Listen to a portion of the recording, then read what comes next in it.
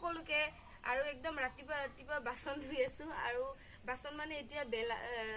9-10টা মান বাজিলে বহুতখিনি বেলা হ'ল আৰু এইখিনি ৰাতিপুৱা চাহ খোৱাৰ বাচন হে দেই মানে ৰাতিৰ বাচনখিনি ৰাতিপুৱা উঠিয়ে ধুলো আৰু মাহঁতে 4টা-5টা মান বজাতে উঠি এইবিলাক দেখিছেনে কঠীয়া আমাৰ ওচৰতে আৰু এইবিলাক উঠাইছে তাৰপিছত এনেকৈ মানে দংকল পাৰত থৈ দিলে বস্তুখিনি ভালে থাকে আৰু ঠাণ্ডা থাকে যিহেতু বহুত ৰ'দ দিছে ন আৰু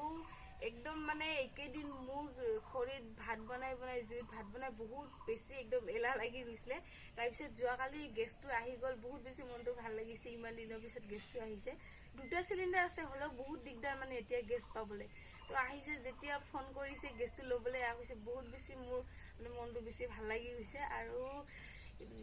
ৰাতিপুৱা উঠিয়ে মানে মাহঁতক ৰুটি আৰু আলু ভাজি বনাই দিলোঁ তেনেকৈ খাই পেলাই সকলোৱে পথাৰত গ'ল মা দেউতা মানুহজনৰ যিহেতু আজি ৰবিবাৰ মানে ভাড়াও ইমান নাপায় সেইটো কাৰণে পথাৰত গ'ল আৰু একদম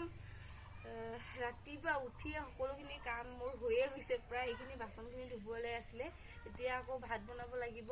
আৰু গেছটো থাকিলে মানে ইমান টেনশ্যন নহয় সোনকালে বস্তুখিনি হৈ যায়